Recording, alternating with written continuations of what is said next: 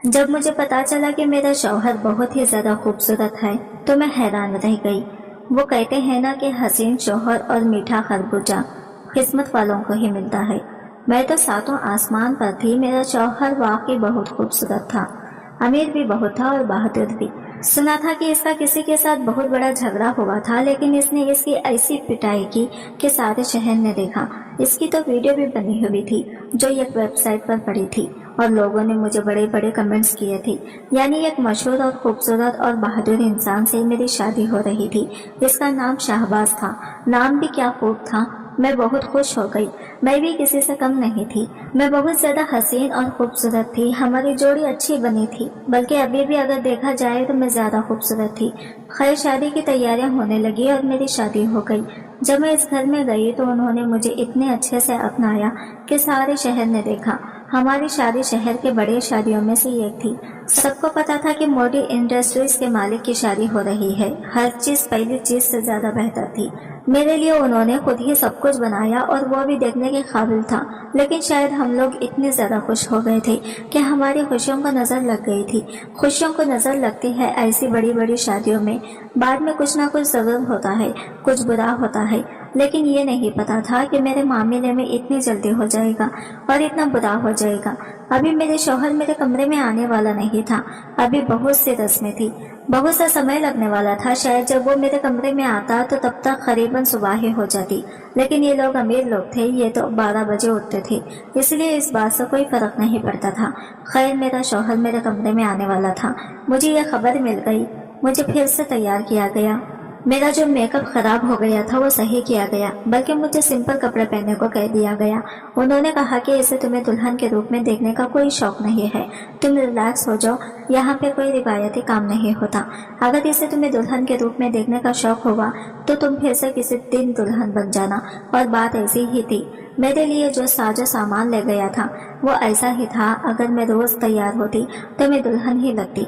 इतने बड़े बड़े कामदार सूट और इसके साथ के जेवर पहने जो मैंने कभी नहीं देखे थे। मेरी किस्मत चमक उठी थी। मेरा शौहर मेरे कमरे में आया तो इसकी चाल कुछ अजीब सी थी। मुझे लगा था कि यह मेरा आदमी है, शायद नशे में है। लेकिन इसने कहा कि वो शराब को हाथ भी नहीं लगाता है क्योंकि इसे अपनी सेहत से बहुत मोहब्बत है। लेकिन वो बार बार खांस रहा था। कभी अपने मुंह पर हाथ लगाता, कभी पेट पर। कहने लगा कि मुझे इतनी मिठाई खिला दी गई है कि लगता है मेरे पेट में कोई गड़बड़ होने वाली है। मैं इस बात पे मुस्कुरा दी। अभी इसने मेरा हाथ ही पकड़ा था कि इसे अचानक से उल्टी आई और वो बेहोश हो गया। मैं बुरी तरह घबरा गई। मैंने जल्दी लोगों को बुला लिया, इसे हॉस्पिटल ले गए। मुझे साथ नहीं जाने दिया, लेकिन पता चला कि रास्ते में इसकी तबीयत बहुत खराब हो गई थी और डॉक्टर ने ऐसी बात बताई कि हम सबके कदमों तले से जमीन निकल गई। मैं अपनी बहनों में सबसे खूबसूरत थी। मेरी सारी बहनों की शादी हो चुकी थी, सब अपने अपने घर की हो गई थी और मेरे बाबा भी इस दुनिया से जा चुके थे। सिर्फ माँ ही थी। मेरी खूबसूरती की वजह से मुझे बहुत अच्छा रिश्ता मिल गया था।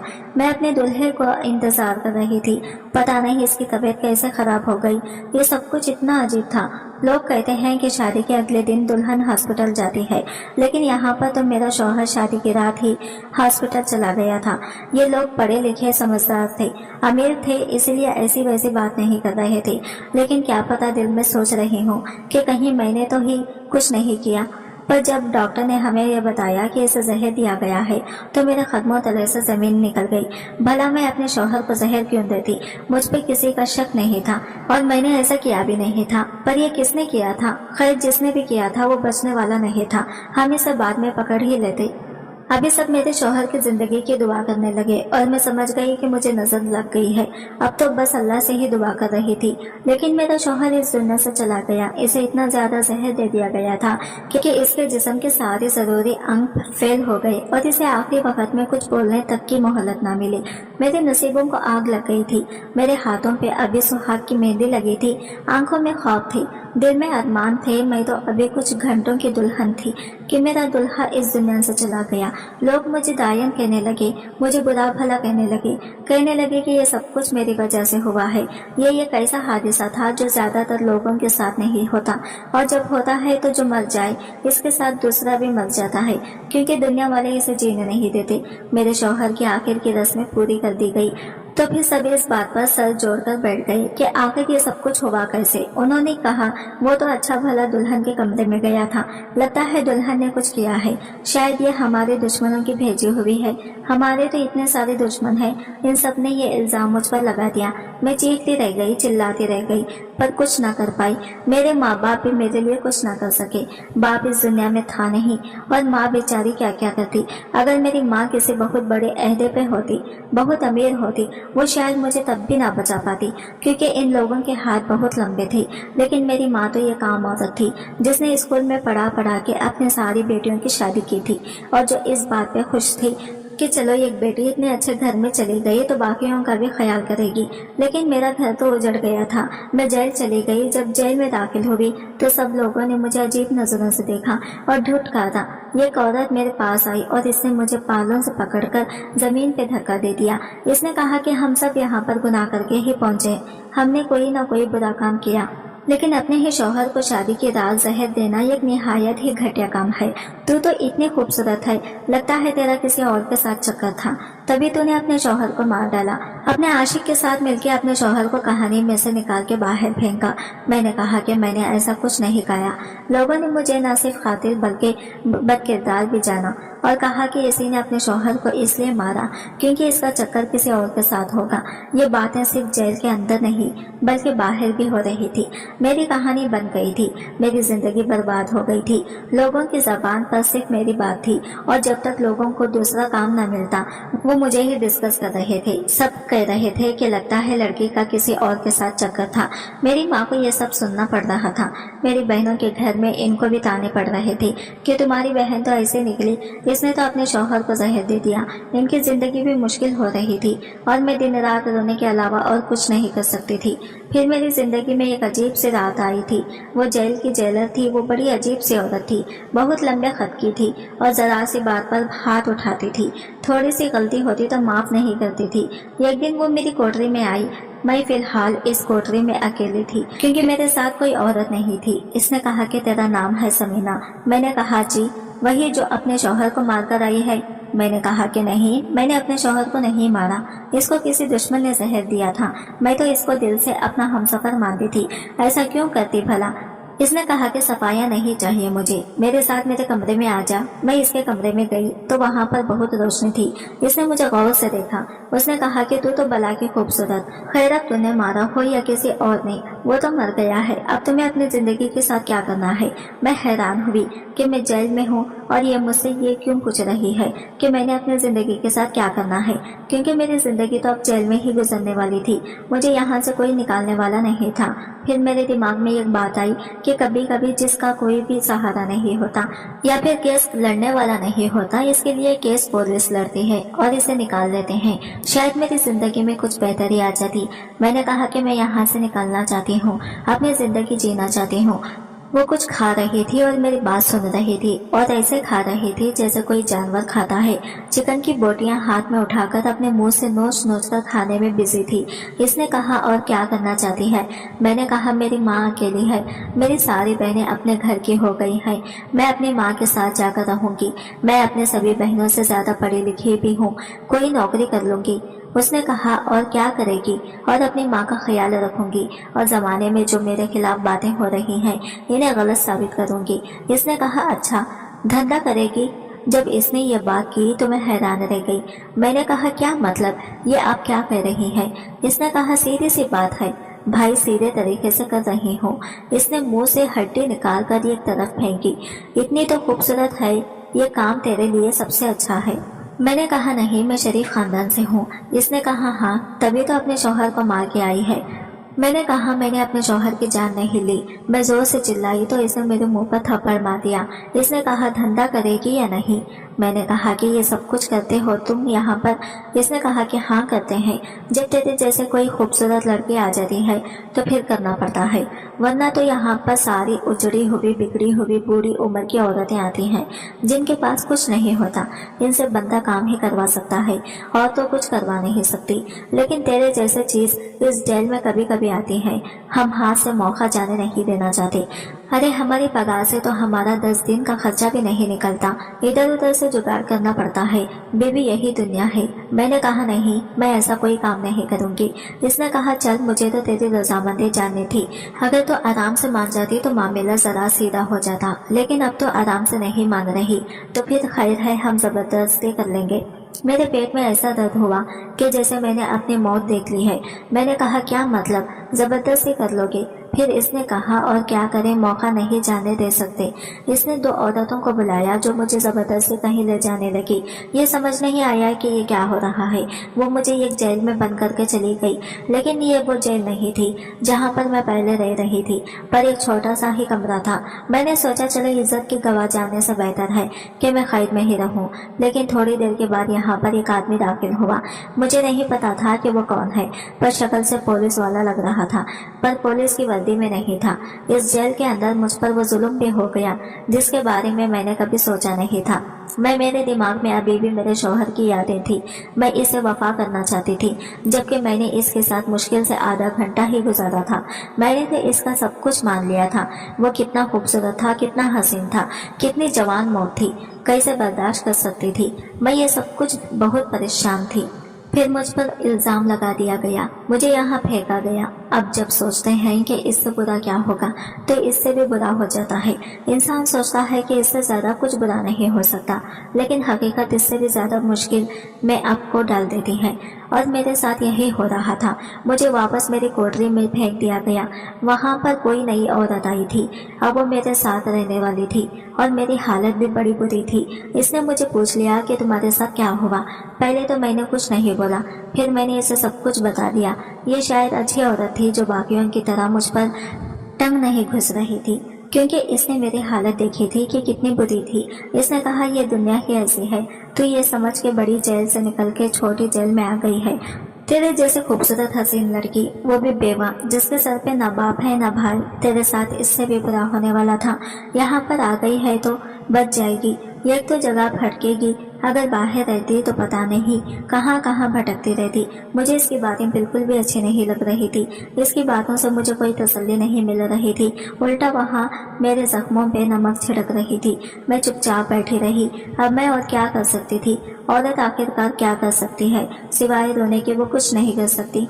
हाँ, यह अलग बात है कि अगर चाहे तो वो बहुत कुछ कर सकती है, और शायद मैं इन औरतों में से नहीं थी। मेरी जिंदगी जेल में गुजर रही थी।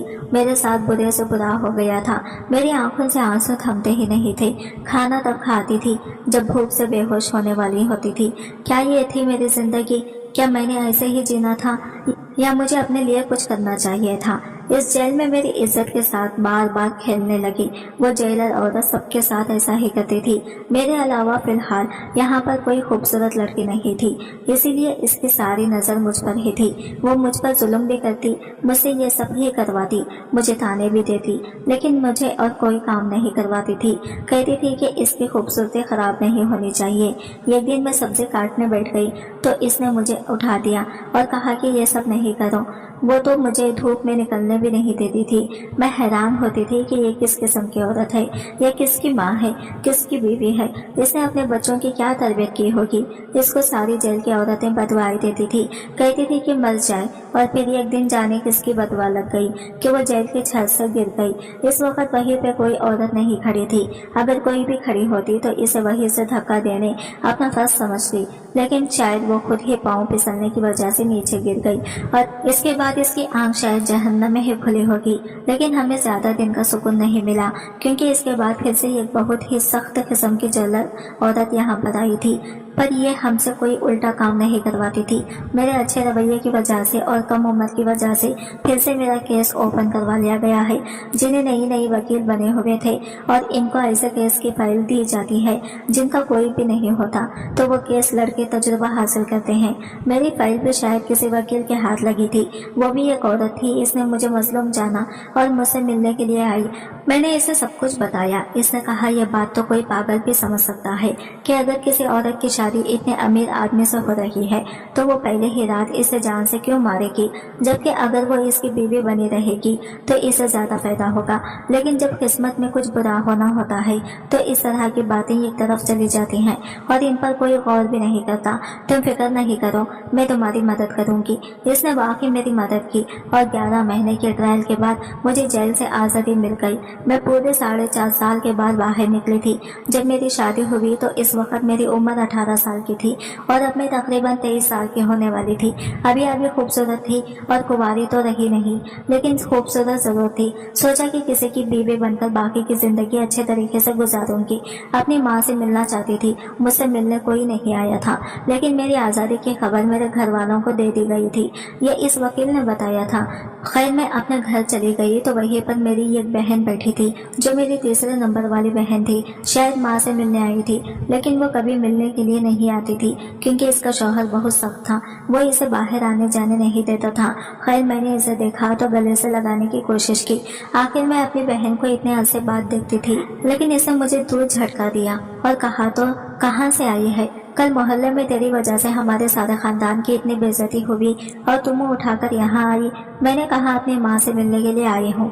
इन्होंने कहा कौन सी माँ? तेरी माँ भी इस दुनिया में नहीं है, वो तो जमाने की बातें सुन सुनकर ही मर गई और तेरी वजह से मुझे तलाक हो गई। सबने कहा तेरी बहन ने अपने शौहर को जान से मार डाला, तो तू भी अपने शौहर को जान से मार देगी। ये घर अम्मी के मेरे नाम कर दिया है। मैं यहाँ पर अपने बच्चों के साथ रहती हूँ और तेरे लिए यहाँ पर कोई जगह नहीं है, तू यहाँ से जा सकती है। इसने तो मुझे अंदर पाँव भी रखने नहीं दिया, बाहर से ही सब कुछ खत्म कर दिया, जीते जी मार डाला। मैं हैरान रह गई।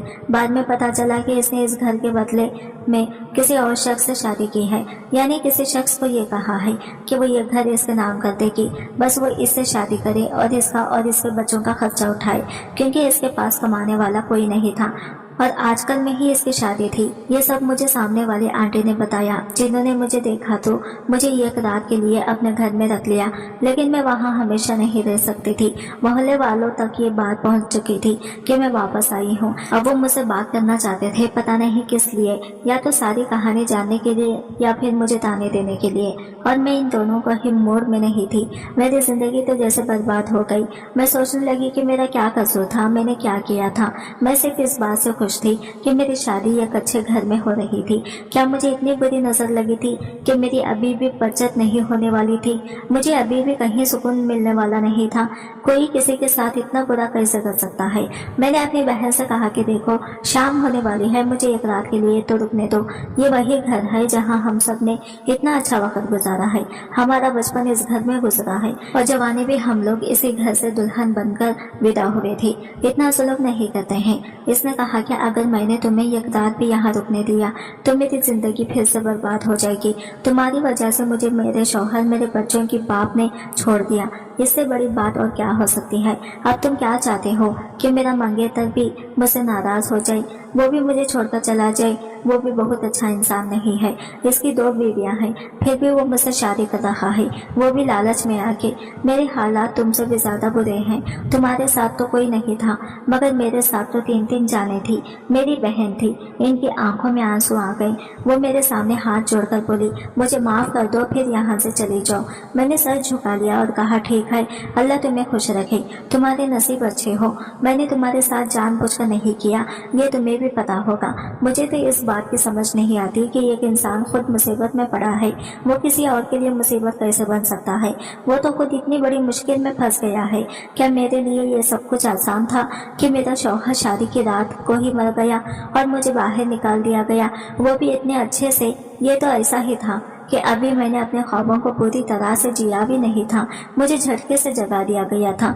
मैं इधर उधर फिरती रही और रात हो गई तो सड़क पर बैठकर रोने लगी।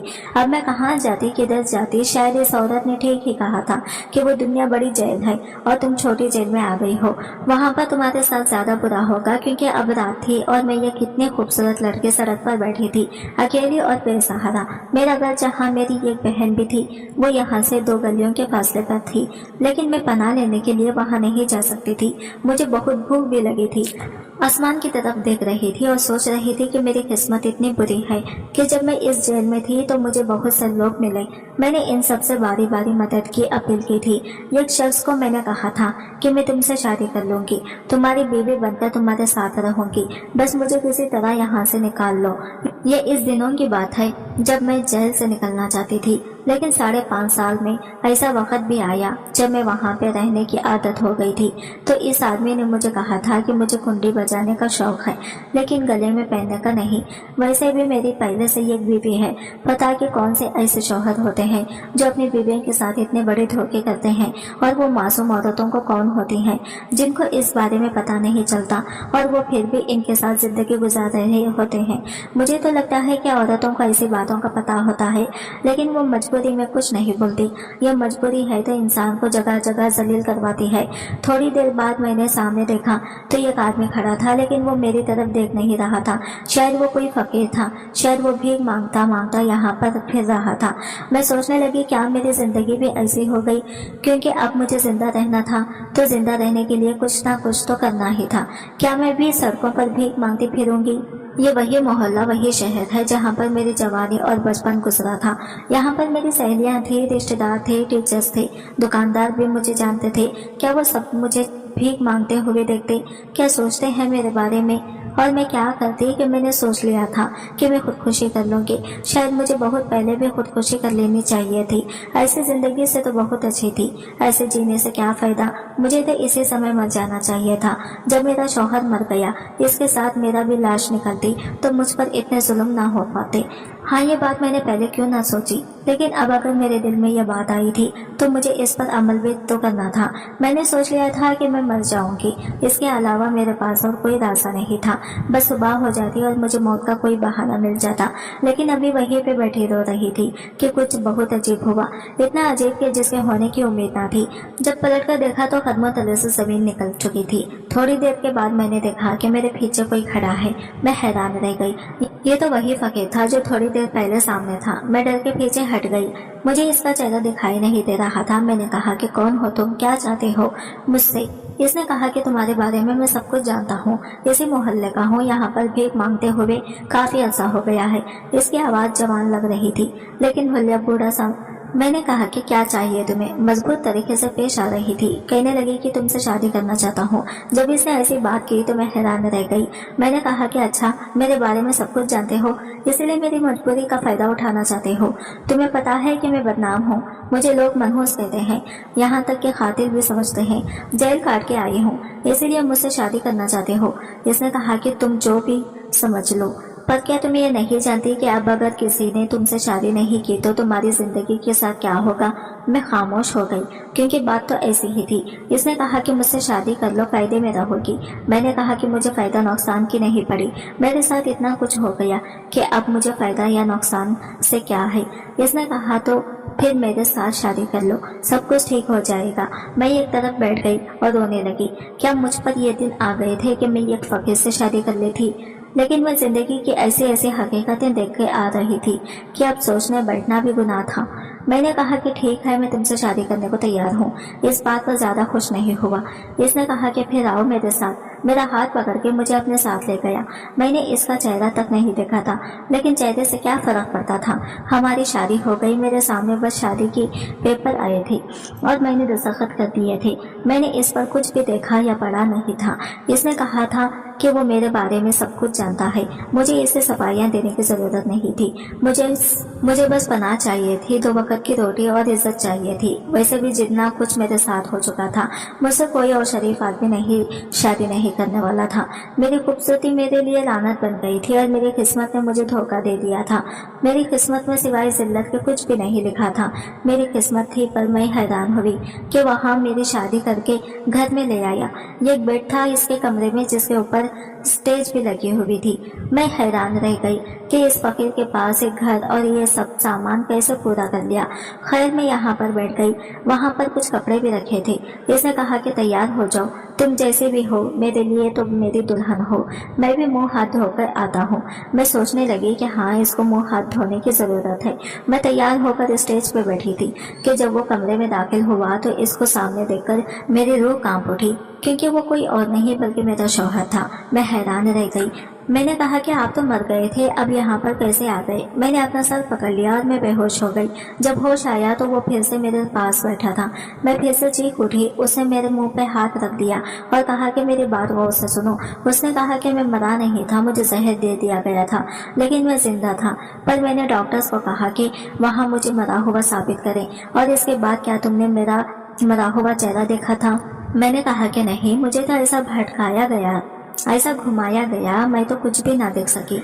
उसने कहा कि मैंने जानबूझ के अपने आप को मरा हुआ साबित किया था, क्योंकि अगर मैं बच जाता तो वो सारे मिलके फिर से मेरे खिलाफ साजिश करते। उन्होंने बहुत बड़ा जाल बिछाया था। मेरी जायदाद हासिल करने के लिए मेरे सौतेले बहन भाई और सौतेले माँ ने ये सब कुछ किया था। उन्होंने तुम्हें भी एक तरफ कर दिया और मुझे भी भटक दिया। मैं बच तो गया था, लेकिन ये जहर ने मुझे बहुत ज्यादा तकलीफ पहुंचाई थी। मैं वो 2.5 साल तक बिस्तर पर पड़ा रहा था। पता नहीं किस तरह से मुझे बचा लिया गया। मेरा एक दोस्त था जिसने मेरी मदद की थी। मेरी सेहत का सफर बहुत ही सुस्त रफी से चल रहा था। रोज ऐसा लगता था कि मैं मर जाऊंगा और ना जाने कितने अरसे के बाद मैं ठीक हुआ, लेकिन इसके बाद मेरे पास कुछ भी नहीं था। फिर पता चला कि तुम्हें जेल भी भेज दिया गया है।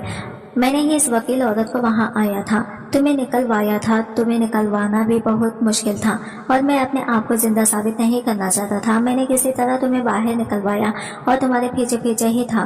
फकीर का हुलिया बनाकर आया था।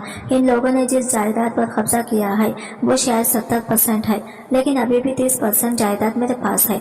लेकिन मैं खून खराबा नहीं चाहता। वो लोग कभी हमें जीने नहीं देते, इसलिए अब हमें कुछ नहीं चाहिए।